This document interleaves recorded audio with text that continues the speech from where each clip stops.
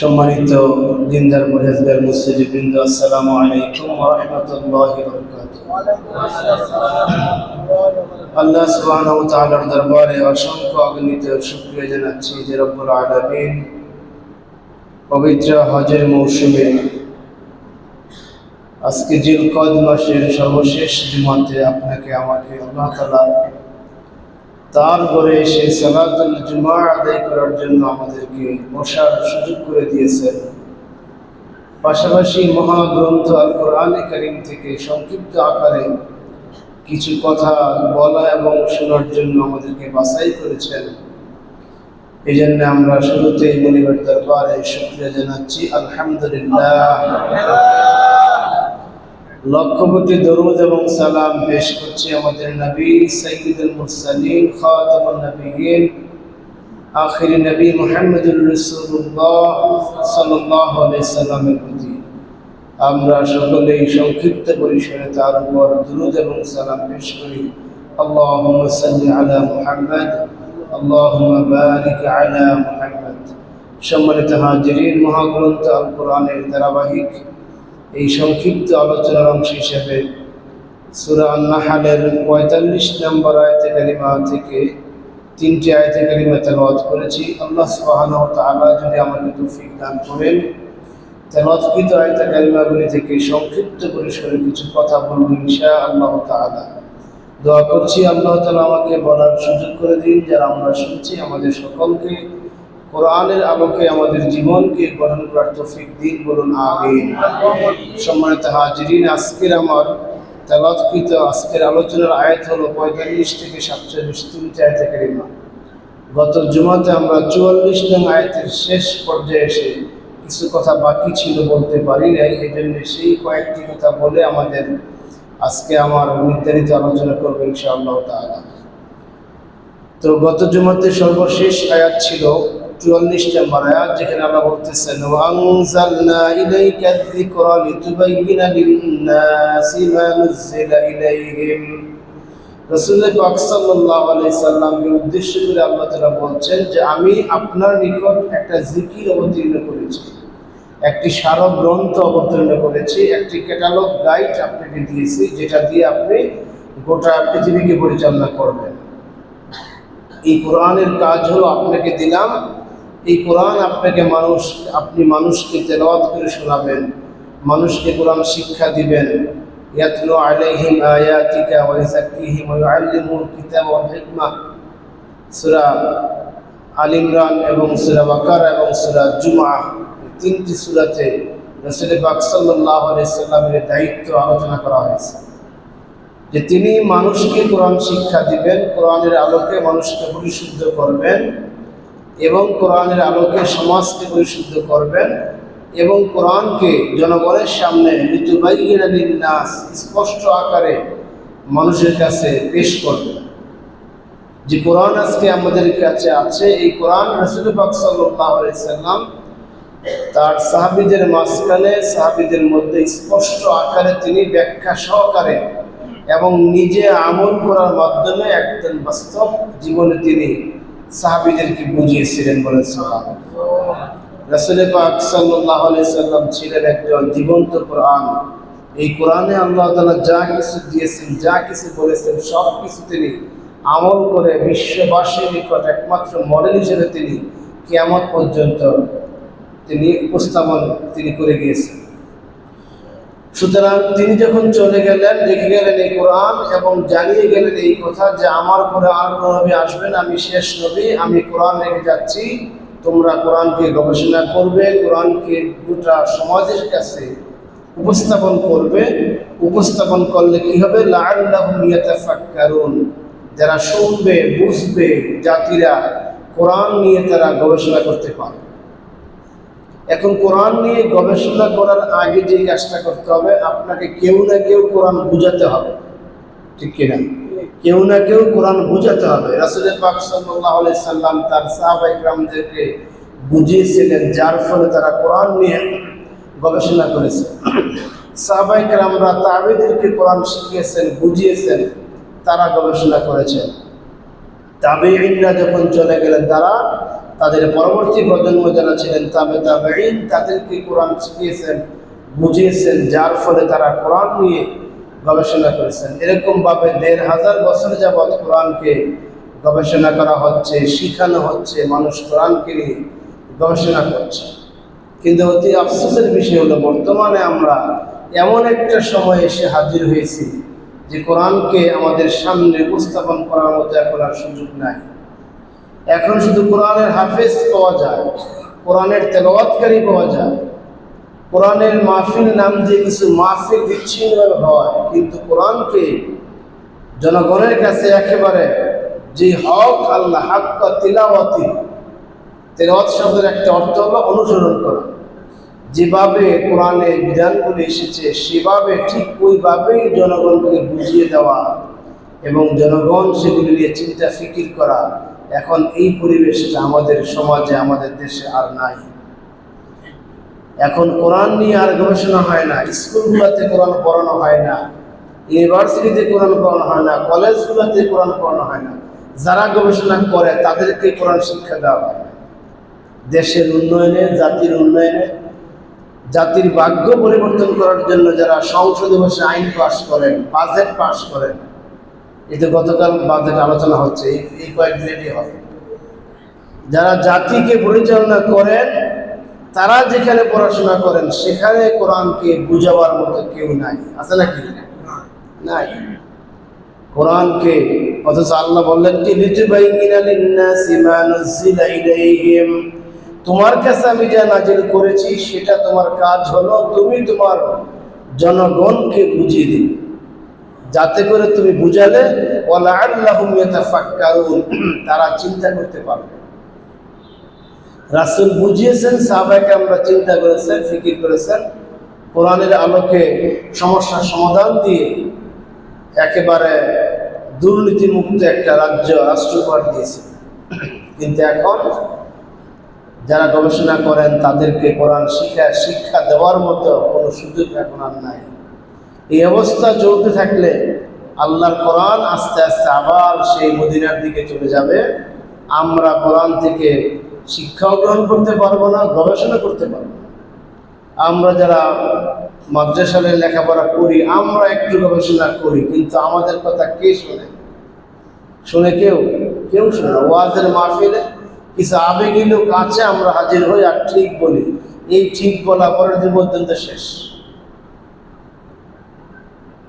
এই যে রফিকুল ইসলাম মাদানী শিশু বক্তা, তার মুখ থেকে আমরা শুনেছি তাকে রিমান্ডে নিয়ে মার দিছে আর বলছে এখন তো সেই লোকগুলা কই, যে হাজার হাজার লোক ঠিক বলে চিন্তা ভাবনা করছে, এখন তারা কোথায়?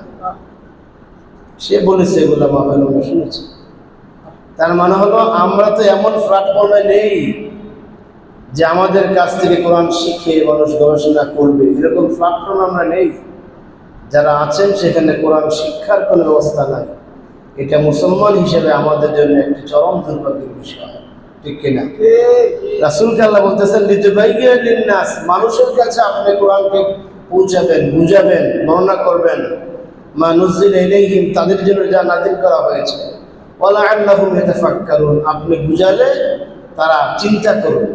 এখন আমাদেরকে কেউ কোরআন বুঝায়ও না, আমরা চিন্তা করিও না, বুঝানোর সিস্টেমও নাই।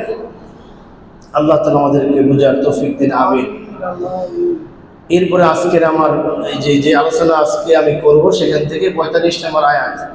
এই আয়াতগুলি আল্লাহ তাআলা আমাদের জন্য বলতেছেন, আমাদের মুসলমানদের জন্য বলতেছেন। দুনিয়ার আল্লাহদ্রোহী যত সম্প্রদায় আছে, কাফের মুশরিক যারা আছে, সবার জন্য বলতেছেন, যারা আল্লাহর বিধানকে মানে না, আল্লাহর হুকুমকে মানে না, অব্যাহতভাবে রাসূল পাক সাল্লাল্লাহু আলাইহি সাল্লামের বিধানের বিরোধিতা করতেছে, অব্যাহতভাবে অন্যায় করতেছে, ভালো কোনো কাজ করতেছে না। এই ভালো কোনো কাজ করতেছে না, একের পর এক খারাপ করে যাচ্ছে, তারপরেও আল্লাহ তাআলা তাকে কোনো শাস্তি দিচ্ছেন না, তাকে ঢিল দিচ্ছেন, তাকে ছেড়ে দিয়েছেন। অথচ তিনি ইচ্ছে করলে যে কোনো মুহূর্তে তিনি বান্দাকে শাস্তি দিতে পারেন। কোনো দিনক্ষণ নির্ধারণ করার কোনো প্রয়োজন নাই, কারো কাছ থেকে জিজ্ঞাসা করার কোনো প্রয়োজন নাই। তিনি হলেন এমন একজন সত্তা যার একটা নাম হলো আস-সামাদু, তার একটা নাম হলো আস-সামাদু। তিনি অমুখাপেক্ষী, কিছু করার জন্য কারোর কাছে জিজ্ঞেস করা হয়, জিজ্ঞেস করার প্রয়োজন হয় না। সূরা ইখলাস আল্লাহ বলেছেন কুল হুয়াল্লাহু আহাদ আল্লাহুস সামাদ। তিনি হলেন এমন একজন সত্তা যে তিনি কারো মুখাপেক্ষী নন, কাউকে শাস্তি দেওয়ার জন্য কোনো ডিপার্টমেন্ট থেকে তার অনুমতি আনার প্রয়োজন হয় না, কিন্তু আল্লাহ শাস্তি দেন না।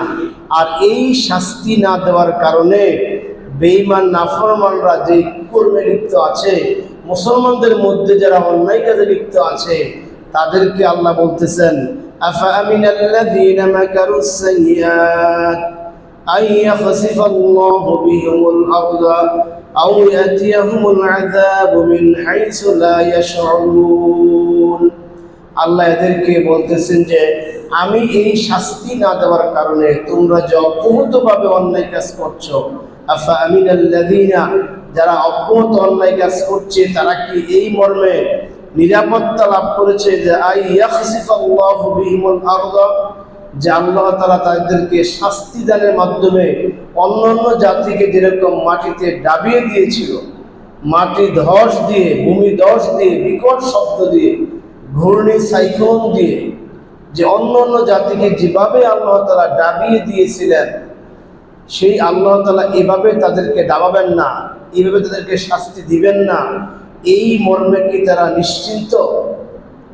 তারা কি নিশ্চিন্ত না?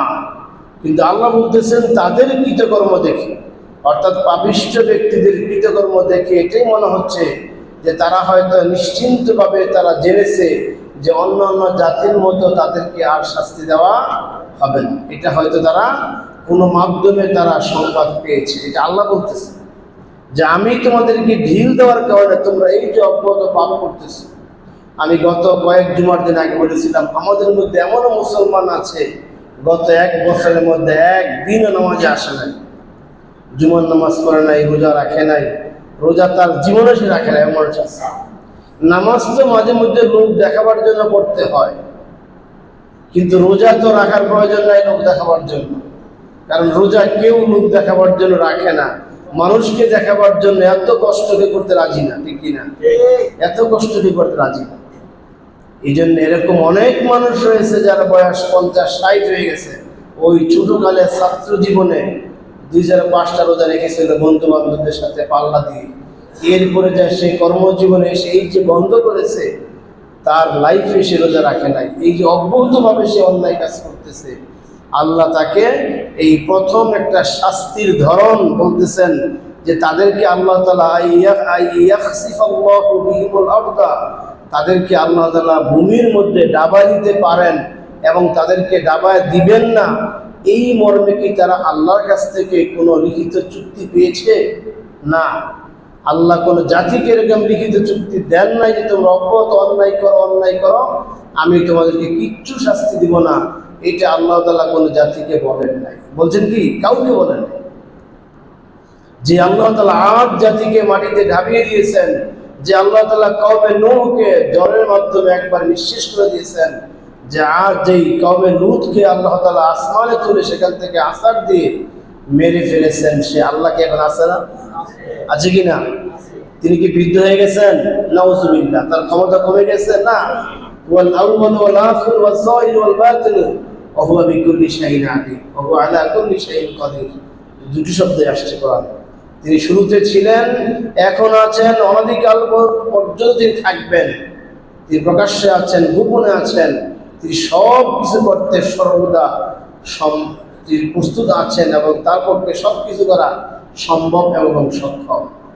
সুবহানাল্লাহ।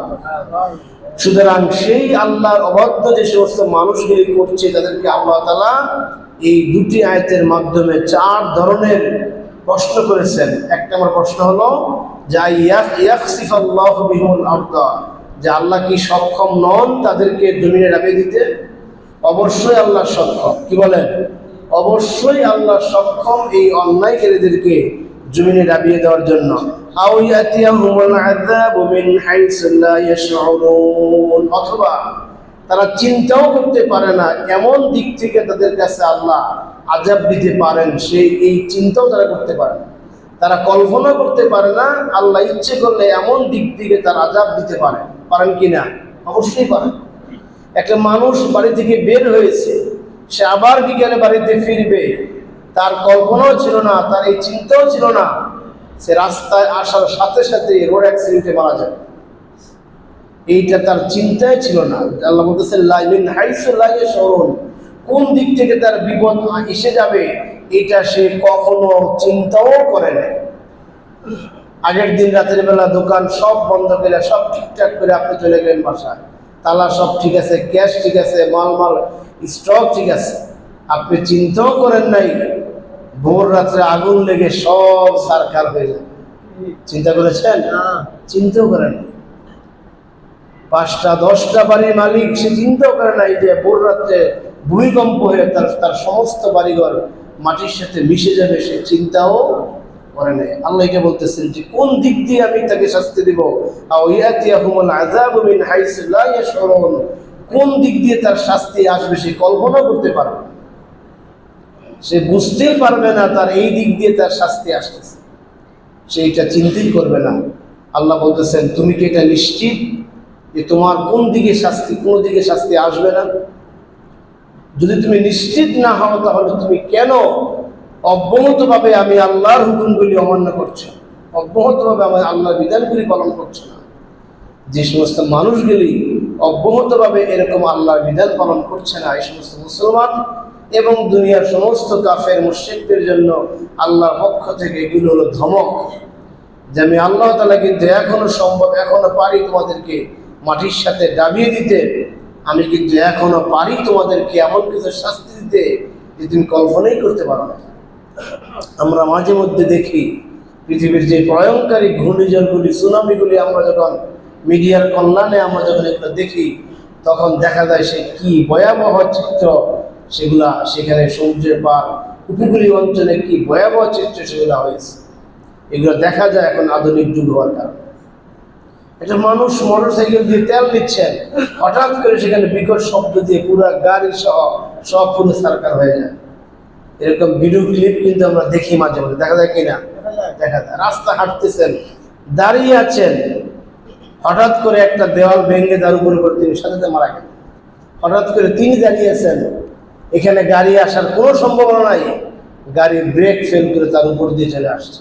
ও তো রাস্তায় যায় না, রাস্তার ধারে দাঁড়িয়ে আছে, ও রাস্তার যাওয়ার প্রয়োজন নাই, এখানে দাঁড়িয়েছে, হয়তো কারোর সাথে কথা বলে আবার বাসায় চলে যাবে। এগুলো আল্লাহ বলতেছেন তুমি কি নিশ্চিত যে তোমার কাছে এরকম আযাব আসবে না? যদি নিশ্চিত না হও তাহলে তুমি কেন অব্যাহতভাবে আমি আল্লাহর অপরাধ তোমরা করে যাচ্ছ, আল্লাহর বিধানগুলিকে বৃদ্ধাঙ্গুলি প্রদর্শন করছ। 3 নম্বর পয়েন্ট আল্লাহ বলতেছেন এরকম অনেক আয়াত সূরা আরাফা আল্লাহ বলেছেন, এরপরে সূরা মুলকে বলেছেন, অনেক আয়াত এরকম আল্লাহ বলেছেন আমাদেরকে ধমক দিয়ে যেমন সূরা মুলকের এত ফজিলত কেন? আমরা তো শুধু ফজিলতগুলি শুনি, কেন ফজিলত ওইটা চিন্তা কম করি। ইখলাস 3 বার পড়লে 1 খতম কোরআন তেলাওয়াতের সওয়াব হয়, সুবহানাল্লাহ। 10 বার পড়লে কোনো ব্যক্তি যদি সূরা ইখলাস 10 বার পড়েন, তিনি যে কোনো হালাতে পড়েন, অজুর হালাত হোক আর অজুর হালাত ছাড়া হোক, শুয়ে হোক, রাস্তায় হাঁটে হোক, মসজিদে বসে হোক, যে কোনো ব্যক্তি যখন 10 বার সূরা ইখলাস তেলাওয়াত করেন, আল্লাহ তাআলা তার নামে জান্নাতে একটি সুউচ্চ বহুতল ভবন নির্মাণ করেন, সুবহানাল্লাহ। এই সূরা মুলকের এত ফজিলত কেন? সেখানে আল্লাহ তাআলা 6টা ধমক দিয়েছেন। কয়টা ধমক দিয়েছেন? 6টা ধমক। এর মধ্যে একটা ধমক হলো আমিনতুম মান ফিস সামাই আন ইয়াখসিফা বিকুমুল আরদা মাযা হুয়া তামুর। আল্লাহ বলতেছেন তোমরা কি এরকম নিশ্চিত হয়ে গেছো যে তোমাদেরকে নিয়ে এই পৃথিবীটা কেঁপে একবারে ভূগর্ভে বিলীন করবে না? তোমরা যে অন্যায় কাজ করতেছ, তোমরা কি নিশ্চিত হয়ে গেছো? এই 6টা ধমকের একটা ধমক হলো অন্যায় ছাড়া, অন্যায় থেকে ফিরে এসো, অন্যায় থেকে ফিরে এসে আমি আল্লাহর লাইনে আসো, আমি যে বিধান দিয়েছি আমার বিধানে আসো। এই 6টা ধমকের মধ্যে একটা ধমক হলো এটা যে তোমার কাছে এরকম কি মেসেজ আছে যে আজান হচ্ছে তুমি এখনো মসজিদে আসছো না, আজান হচ্ছে এখন তুমি ঘুমিয়ে আছো, আজান হচ্ছে, এখনো তুমি তোমার অন্যান্য কাজে লিপ্ত আছো, তোমার কাছে কি মেসেজ আছে এরকম যে এই মুহূর্তে, এক মুহূর্তের মধ্যেই তোমাকে আল্লাহ তাআলা এই মাটি সহ তোমাকে ডাবাইতে পারবেন না, এরকম কি মেসেজ তোমার কাছে আছে? এটা আল্লাহ প্রশ্ন করতেছেন সূরা মুলকের এই প্রথম দমকের মধ্যে। 16 আয়াত থেকে দমকগুলো শুরু হয়েছে। এই প্রথম দমকে আল্লাহ তাআলা ধমক দিচ্ছেন, তোমার কাছে কি নিশ্চিন্ত তুমি যে তোমার কোনো শাস্তি হবে না, তোমার এরকম আকস্মিক আযাব হবে না, পৃথিবীকে ডাবিয়ে তোমাকে মাটির নিচে দিয়ে দেওয়া হবে না, এরকম তোমার কাছে কি নিশ্চিত আছে? কোনো নিশ্চয় আছে আমাদের? কারো কাছে নাই। এখানে তো অনেক মানুষ আগামী 50 বছর বাঁচবেন, এরকম কেউ আছেন শিওর দেওয়ার মতো? 10 বছর, 1 বছর, একদিন বাঁচার কোনো সুযোগ নাই। মুফাসসিরে কেরাম লিখেছেন 24 ঘন্টার মধ্যে 1,12,000 বার, প্রায় 1,12,000 বার আপনাকে আমাকে মৃত্যু হাতছানি দেবে। 24 ঘন্টার মধ্যে 1,12,000 বার, 1,01,200 বার আপনাকে আমাকে এই মৃত্যু দৈনিক ধাওয়া দেয়। আপনি এখানে নিঃশ্বাসটা যখন নেন, অর্থাৎ এই প্রতিটা মুহূর্ত আপনার জন্য আমার জন্য রিস্ক হয়ে যায়, হয় কিনা? যে নিঃশ্বাসটা আমাদের ভিতরে যাচ্ছে, ওইটা যদি বের হয়ে আর না যায়, কিছু করার আছে না। দুনিয়ার কোন ডাক্তার, কোন কবিরাজ, কোন চিকিৎসক, কোন বিজ্ঞানী কেউ সেটা ভিতরে প্রবেশ করতে পারবে? কেউ পারবে না। এরকম 1,01,200 বার আমরা 24 ঘন্টায় শ্বাস প্রশ্বাস নিচ্ছি। প্রত্যেকটা শ্বাস প্রশ্বাস নেওয়ার সময় আমরা মৃত্যুর ঝুঁকিতে থাকি, বলেন সুবহানাল্লাহ। সুতরাং যারা অব্যাহতভাবে অন্যায় করছো, তারা কিভাবে তোমরা নিরাপত্তা আছো মিন হাইসু লা ইয়াশউরুন, যে তোমাদের অকল্পনীয় স্থান থেকে শাস্তি আসবে না। পরবর্তী আয়াত, আও ইয়াখুযাহুম ফি তাকাল্লুবিহিম ফামা হুম বিমুজিজিন, এবং তোমরা যখন চলাফেরা করতে থাকো, চলন্ত অবস্থায় থাকো, সেই চলন্ত অবস্থায় তোমাদের কোনো শাস্তি আসবে না, এবং সেই শাস্তিকে তোমরা প্রতিহত করতে পারবে, এরকম কোনো গ্যারান্টি তোমার কাছে আছে কিনা? আল্লাহ বলতেছেন, তুমি যখন রাস্তায় চলতেছো, তুমি বিমানে চলতেছো, তুমি ট্রেনে চলতেছো, জাহাজে চলতেছো, গাড়িতে চলতেছো, নিজের বাইকে তুমি চলতেছো, এই চলন্ত অবস্থায় আমার পক্ষ থেকে শাস্তি আসবে, এবং সেই শাস্তি তুমি প্রতিহত করতে পারবে, এরকম কোনো গ্যারান্টি তোমার কাছে আছে কিনা বলো? আছে গ্যারান্টি? কোনো গ্যারান্টি নেই। আমরা চলন্ত অবস্থায় অনেকে রোড অ্যাক্সিডেন্টে মারা যায়, বিমান দুর্ঘটনায় মারা যায়।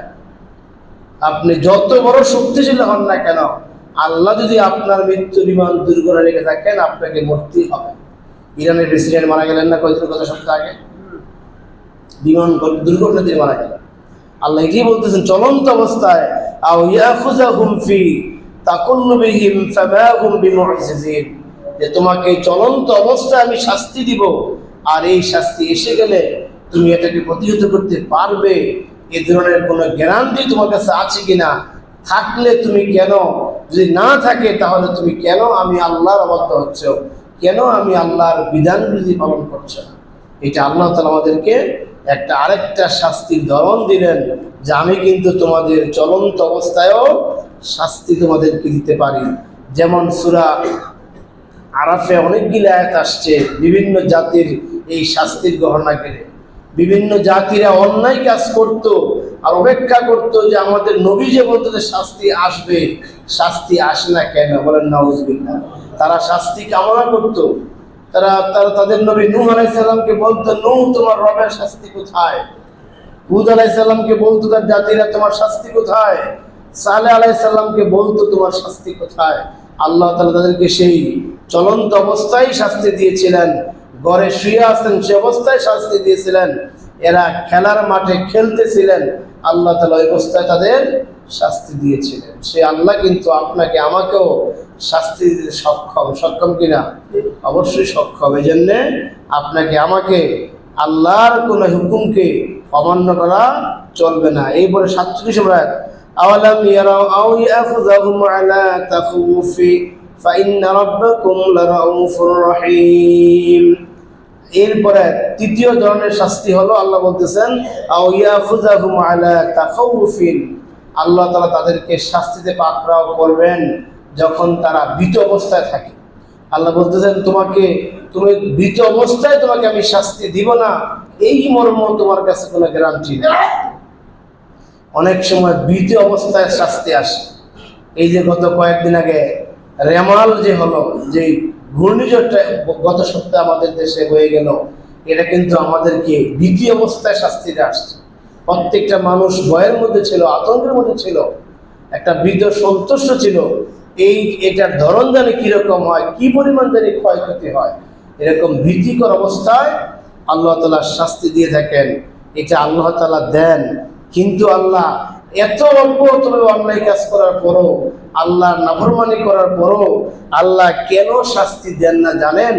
আল্লাহ তাআলা সেই উত্তরটা আয়াতের শেষ অংশ দিয়েছেন, ফাইন্না রাব্বাকুম লারাউফুর রহিম। হে মুহাম্মদ সাল্লাল্লাহু আলাইহি সাল্লাম, হে প্রিয় হাবিব, তুমি জেনে রাখো নিশ্চয়ই তোমার রব এমন একজন সত্তা, লারাউফুর রহিম, তিনি অতিমাত্রায় দয়ালু এবং দয়াদ্র। বলেন সুবহানাল্লাহ।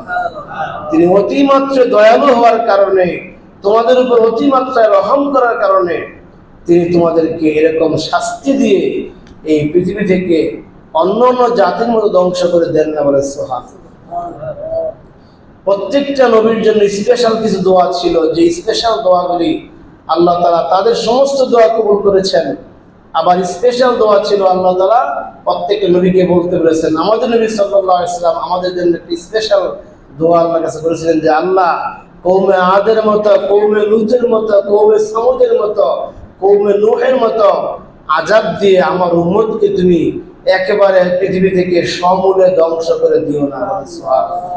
এই দোয়াটা আল্লাহ কবুল করেছেন, যার ফলে আমরা এই পৃথিবীতে এত শয়তানি, এত দুষ্টামি, এত ফাজলামি, এত অন্যায় করার পরও আল্লাহ তাআলা বলতেছে, ইন্না রাব্বাকা লারাউফুর রহিম, তোমার রব হলেন দয়ালু এবং দয়াদ্র।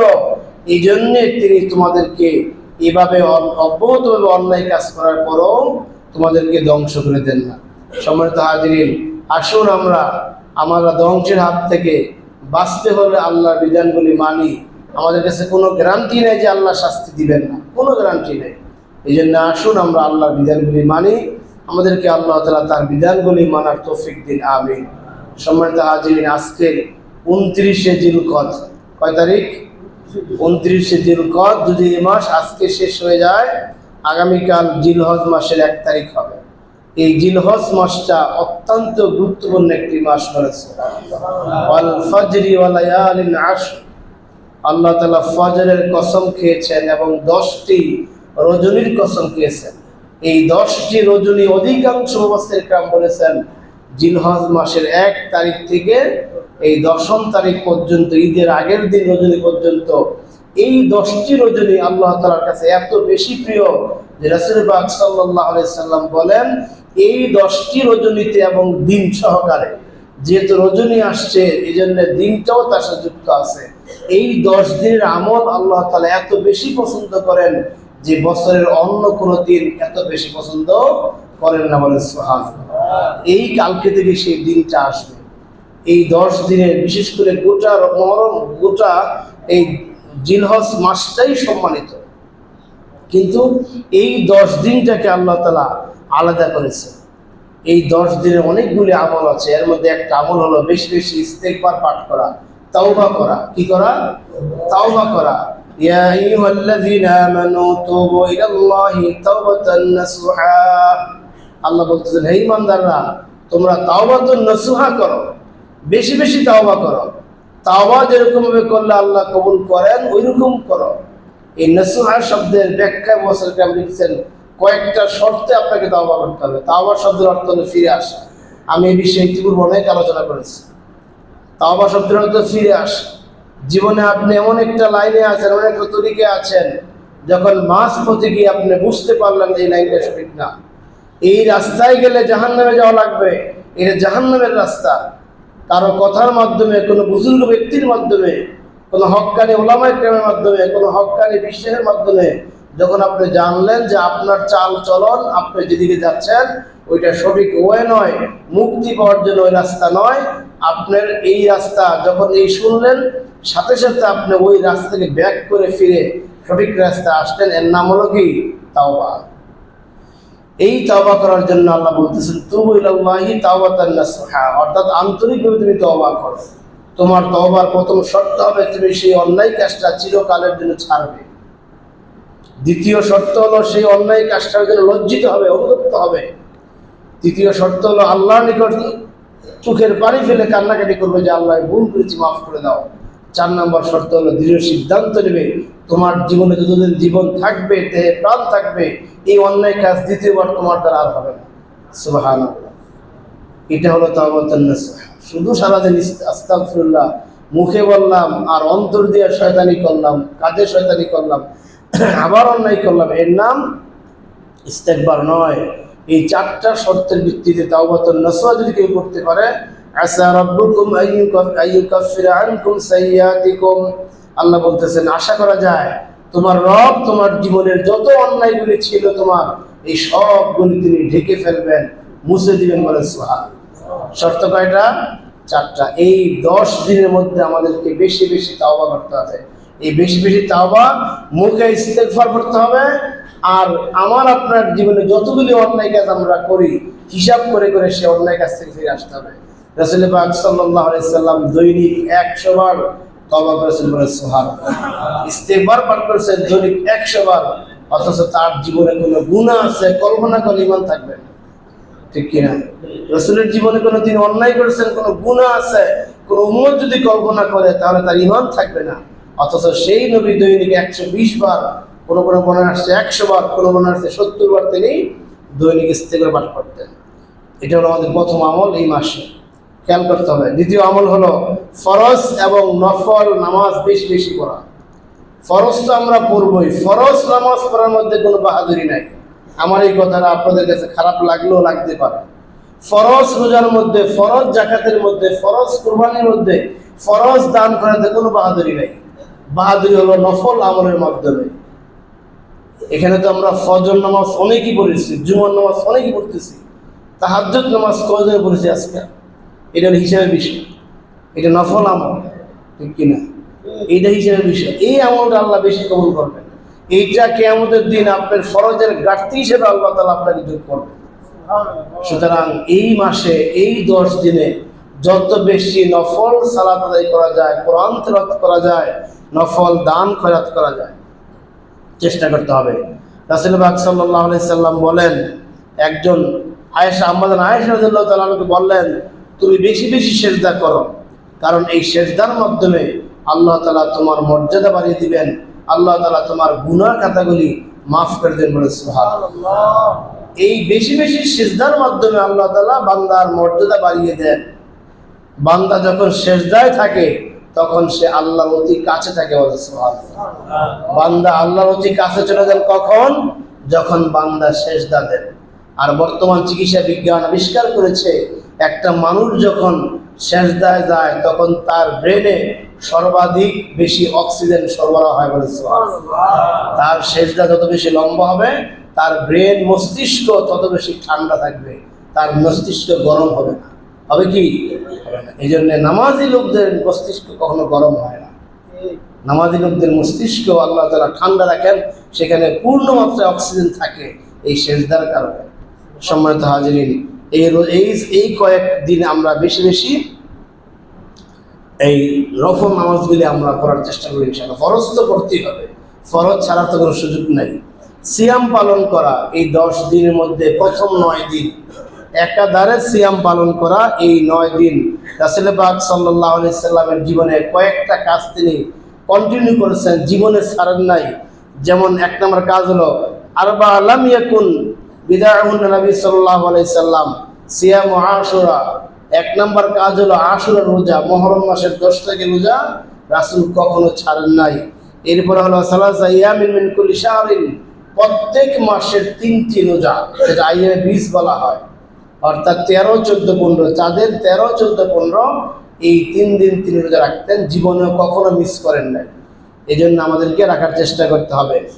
এরপরে ওয়ার রাকাতাইনি কাবলাল গাদা, সকালে ফজরের পূর্বে যে 2 রাকাত সুন্নাহ, এই 2 রাকাত সুন্নাত তিনি কখনো ছাড়েন নাই। সুতরাং এবং আরেকটা হলো আরাফার দিনের রোজা। অর্থাৎ আরাফার দিন 9 জিলহজ, যেই দিন দুনিয়ার সমস্ত হাজী সাহেবরা যারা হজ করতে গিয়েছেন ওই দিন আরাফার ময়দানে হাজির হন।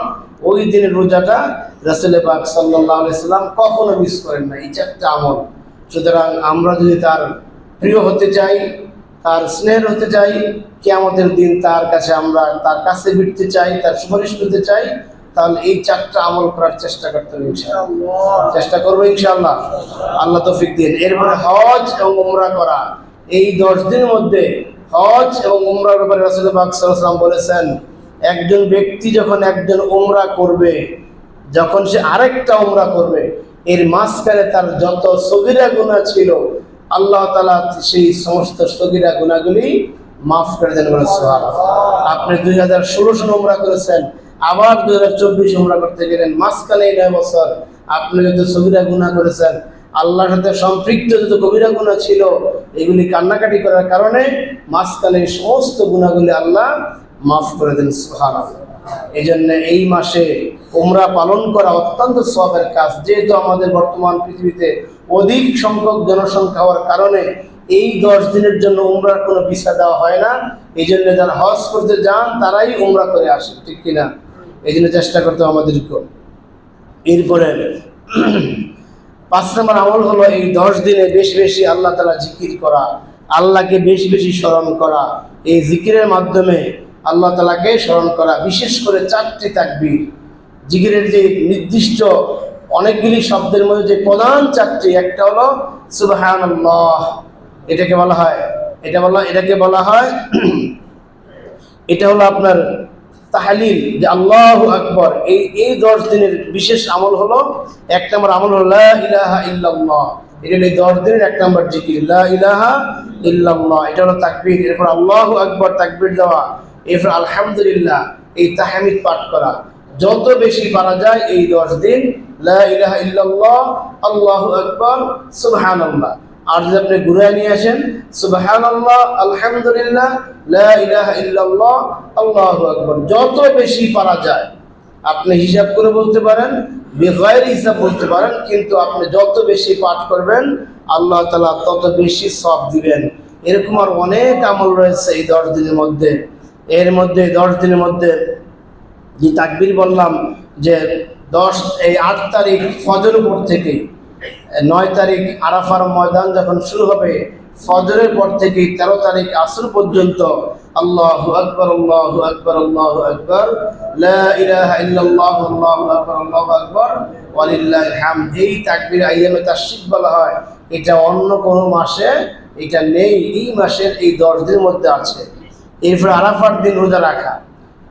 আমরা যারা 9 দিন একটানা রাখার অভ্যাস তাদের নাই, অন্তত আরাফার দিন রোজা রাখা। এই আরাফার দিন রোজা রাখার মাধ্যমে রাসূল পাক সাল্লাল্লাহু আলাইহি ওয়াসাল্লাম আশা করেছেন যে আমার জীবনের পিছনের 1 বছর এবং সামনে 1 বছর, রাসূলের জীবনে তো কোনো গুনাহ নেই, আছে নাকি? আগে বললাম তো যে আমার উম্মতে যারা এই আশুরার দিন, এই ইয়ম আরাফার দিন যারা রোজা রাখবে, আল্লাহ তাআলা বান্দার সামনে 1 বছর যত গুনাহ হওয়ার সম্ভাবনা আছে আর পিছনে যত গুনাহ হয়েছে আল্লাহ তাআলা সবগুলি মাফ করে দেন। বলে সুবহানাল্লাহ। এই জন্য আমরা চেষ্টা করবো আশুরা আমাদের এই কি বলেন যে আমাদের সেই আরাফার দিন রোজা রাখা। আরাফার দিনের ব্যাপারে যেহেতু আমরা ভৌগোলিকভাবে আমরা একটু দূরে আছি, একটা সময় আমাদের ডিফারেন্স হয়। আমাদের এখানে যেদিন আরাফা হয় ওই দিন তাদের হজ শেষ, অর্থাৎ 10 তারিখ কুরবানি ইয়ামুন নাহার হয়ে যায়। আবার ওই দিন ওইখানে যারা আরাফায় থাকেন তখন আমাদের এখানে হয় 8 তারিখ। এই জন্য মুহাদ্দিস ইকরামরা ফতোয়া দিয়েছেন যে 8 এবং 9 2 দিন রাখা আল্লাহ তাআলা বান্দার সওয়াব বান্দাকে পর্যাপ্ত পরিমাণ দিয়ে দিবেন। সুবহানাল্লাহ। এই জন্য যারা আমরা পারি 8 এবং 9 এই 2 দিনই আমরা রোজা রাখবো। আমাদের দেশে 8 তারিখ, ওদের দেশে 9 তারিখ ওরা আরাফার ময়দান তখন থাকবে, আর আমাদের দেশে 9 তারিখ এটা আমাদের আরাফার দিবস। এই জন্য আমরা 9 এবং 8 এই 2 দিন আমরা রোজা রাখার চেষ্টা করব। এরপরে 10 তারিখের আমল হলো কুরবানি করা। এই কুরবানির ব্যাপারে আমাদের এই কুরবানি করা এটা আল্লাহর কাছে ওই দিনের সবচেয়ে বেশি প্রিয় কাজ। যে আল্লাহ বলতেছেন হাযা ইয়ামুল হজ্জুল আকবার, ওই দিন হলো সবচেয়ে বড় হজ। যেদিন বান্দা আল্লাহর সামনে তার কুরবানি পেশ করেন।